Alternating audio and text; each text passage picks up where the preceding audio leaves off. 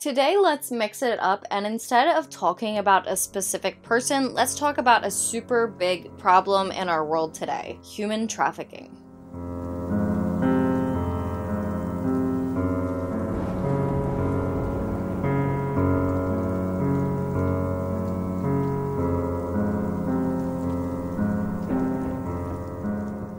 Good afternoon, everyone, and welcome back to my channel and Killer Concepts, the place where we talk about all things true crime. My name is Peyton. Before we get started, make sure to hit that red subscribe button down below and turn on your post notifications so you do not miss any future content. This video is a day or two late due to the holiday, so I want to go ahead and apologize for that. But we're still here, and we're going to talk about a really important subject. Today, we are going to be focusing our video on human trafficking. This is a huge problem in not only the US, but many other countries. So I wanted to do a statistics based kind of like my domestic violence video to discuss it a little bit. I am thinking this should be a pretty short one, but we will see. Sometimes I don't know until I am done the editing process. I am mostly going to be sticking to US statistics once we get to that part, since that is where I am from and a lot of my viewers are as well. If you haven't heard of it, which I would be very surprised, the following is a basic rundown of what it is. According to the US Department of State's website, which you can find in my sources down below, quote, "Trafficking in persons, human trafficking, and modern slavery are umbrella terms often used interchangeably to refer to a crime whereby traffickers exploit and profit at the expense of adults or children by compelling them to perform labor or engage in commercial sex. When a person younger than 18 is used to perform a commercial sex act, it is a crime regardless of whether there is any force, fraud, or coercion involved." The United States recognizes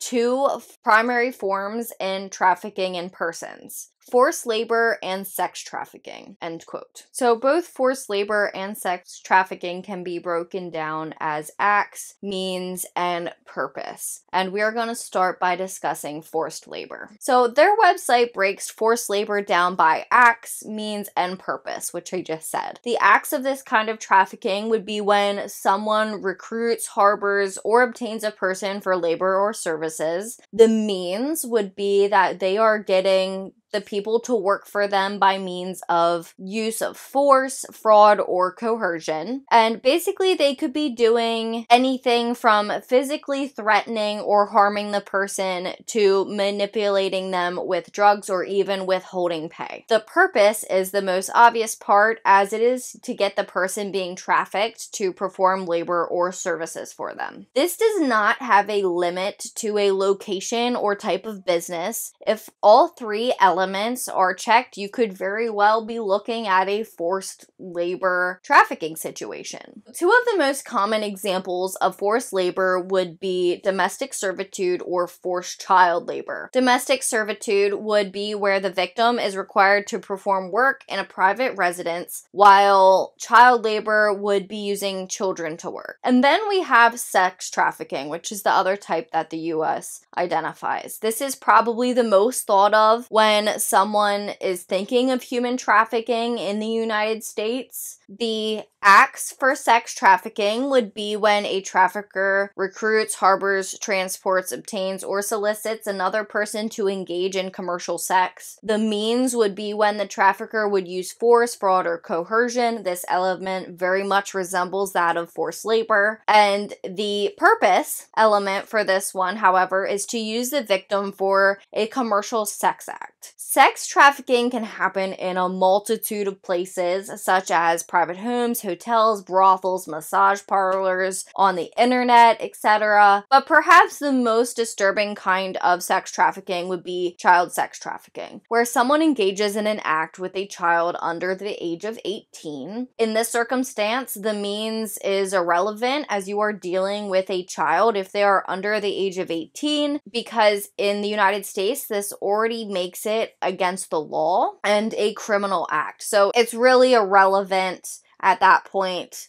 why they're doing it or how they got the person to do it. Even if they volunteered to do it, is still against the law. So now that we have talked about the two types of human trafficking that the US identifies, labor trafficking and sexual trafficking, I want to mention something quickly before moving forward. Someone can be a victim of trafficking even if they have voluntarily put themselves in the position to begin with. Many of these situations start when someone is in a desperate position and needs funds, housing, etc. So they agree to help someone with work or sex acts in order to get those necessities. However, once someone gets sucked into that kind of work or situation, the people who recruit them make it almost impossible to get out of. So they make it very hard for that person to escape from. Prostitution rings are just one of the many examples of sex trafficking, and these kind of situations start this way a lot. Not saying there aren't people who do their own prostitution and start out on their own, but many do start out by meeting a man or woman who treats them extremely well. They buy them lavish gifts and they show them a lifestyle that they never could live. And then it slowly turns into them being asked for favors and being turned out to their friends, and then before they know it, they are being forced to sell themselves in order to live or even survive. These situations can be super hard to get out of and super dangerous. So just remember, just because someone voluntarily entered into an arrangement does not mean that it isn't sex trafficking or even forced labor. So now that we have laid down some of the basics, we are going to go over some statistics for human trafficking in the US, and then we will discuss ways you may be able to identify trafficking and how you can possibly help. So the following statistics that I have obtained through a study conducted by the Bureau of Justice Statistics, you can find it down below, titled Human Trafficking Data Collection Activities 2023. According to the data collection profile, quote, the Combat Human Trafficking Act of 2015 CHTA 34 USC 20709E requires the Director of the Bureau of Justice Statistics, BJS, to prepare an annual report on human trafficking. The report must include information on the following: arrests for human trafficking offenses by state law enforcement officers, prosecutions of individuals in state courts for human trafficking offenses, convictions of individuals in state courts for human trafficking offenses, and sentences imposed on individuals convicted in state courts for human trafficking offenses. End quote. With that being said, this is the report we are going to be discussing now. From 2011 to fiscal year 2021, we have seen a 49% increase in the amount of people referred to the U.S. attorneys for human trafficking offenses. A total of 2,027 people were referred to the attorney's office in 2021 compared to the 1,360 persons in 2011. The number of persons prosecuted for human trafficking has more than doubled since 2011 to 2021. Quote, of the 201 defendants charged with peonage, slavery, forced labor, and sex trafficking, 77% were male and 58% were Black. In comparison, of the 582 defendants charged with sexual exploitation and other abuse of children, 92% were male and 72% were white. End quote. For the 46 states reporting prison data for the year of 2021, 570 state prison admissions were for human trafficking. 1,657 persons were in custody of a state prison serving a sentence for a human trafficking offense at year end. Please keep in mind that these statistics are only some and only include the people that have been caught for doing something relating to human trafficking or have been referred to the U.S. Attorney's Office. So there are so many more people out there than these statistics.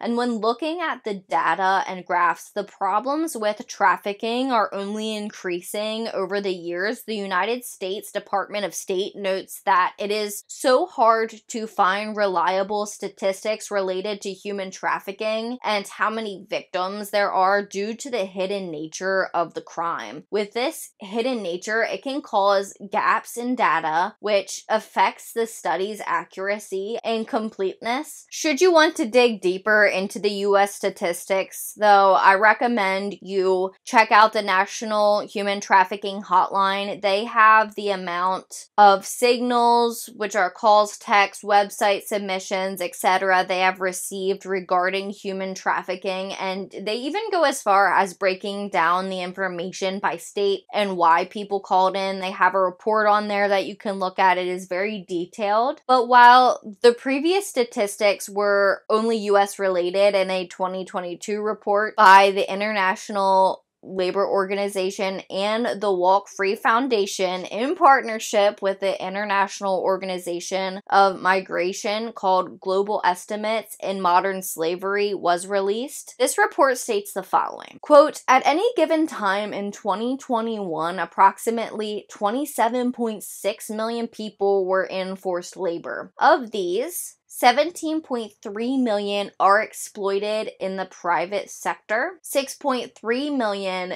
in forced commercial sexual exploitation, and 3.9 million in forced labor imposed by state." This report also estimates that 49.6 million people were in modern slavery at any given time in 2021. But this figure includes both the estimate for forced labor and an estimate for forced marriage. So the numbers are honestly just staggering, and I just think we need to talk about issues like this in order to make more people pay attention to it. Again, this is one of those cases where the more we talk about it and the whole problem, the more that will be done about it. And this is a huge problem globally. It's not just in the US. And it's kind of one of those situations like domestic violence that if you do not bring attention to it, people don't pay attention to it. And you just got to put it in their face all the time because there are things you can look out for and possibly help. So, as I said, one of the most important things to discuss, though, is how you can help to identify human trafficking. So, per the National Human Trafficking Hotline, there are a lot of signs that you can look out for. Keep in mind, these are only some of the ways, and I highly recommend, once again, that you read through my source material to get the full picture. A possible employer could refuse to give workers a signed contract or asks them to sign a contract in a language they don't speak. A possible employer collects fees from the potential worker for the opportunity of the job. Someone you may know, friend, family, coworker, is showered with gifts or money and becomes involved in a super fast moving and pretty overwhelming relationship. A frequent runaway may be staying with someone who is not their parent or guardian, could be a complete stranger. Someone you know may be developing a very close relationship with someone they know solely from the internet. A job opportunity that seems too good to be true. A job opportunity requires someone you know to move far away, but their prospective employer avoids answering any real questions about the job or opportunity. So while those are ways that you can help to identify human trafficking overall, there are some differences between the signs for labor trafficking and sex trafficking. So that is what we are going to go over now. So someone who is experiencing labor trafficking may be having the following issues. They feel pressured by their employer to stay in a job that they want to leave. They owe money to an employer or are not being paid what they were promised. Living and working in an isolated place or isolated conditions seems to be monitored by another person when talking and interacting with others. They work in dangerous conditions, or they aren't giving the proper safety gear, and it's just an overall unhealthy environment, or they live in bad conditions that are being provided by their employer. So signs of sex trafficking could then be wanting to stop participating in commercial sex, but they are afraid to leave or just completely unable to.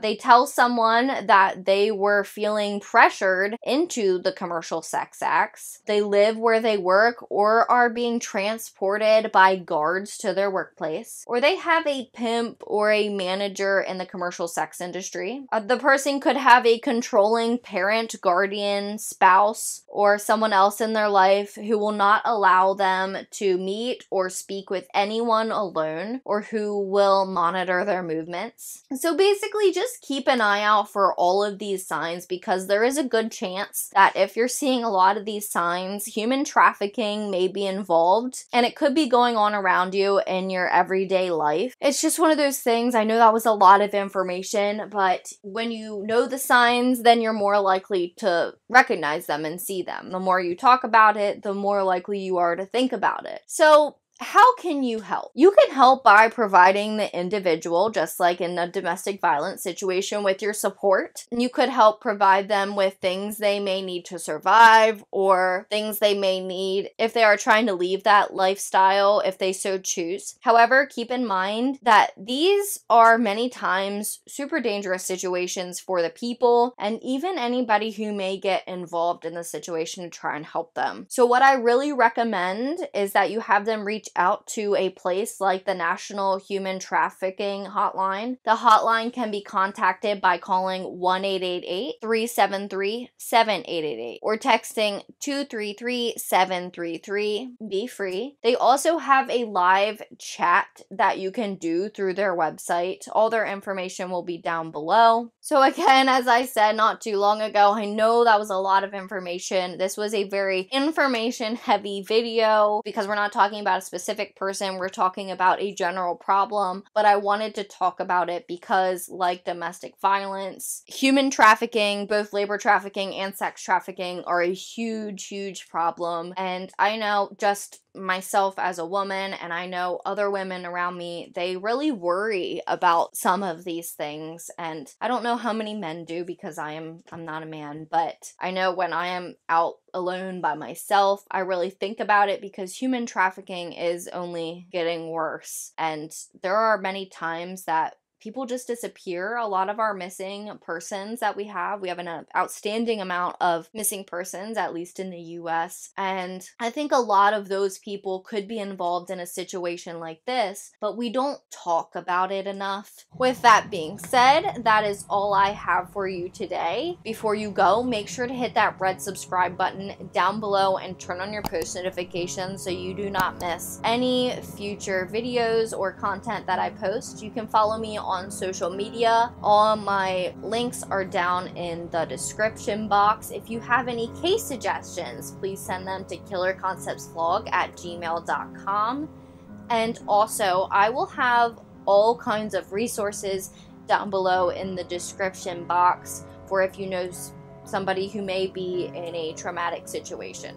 I've got all kinds, and I think I'm just gonna permanently start putting them down in my description box, because that's the kind of videos we talk about. So all the hotlines will be down there for you to use or to share with people that you know and love. With that being said, please remember that the world's most dangerous minds hide in the most unlikely places. Stay safe.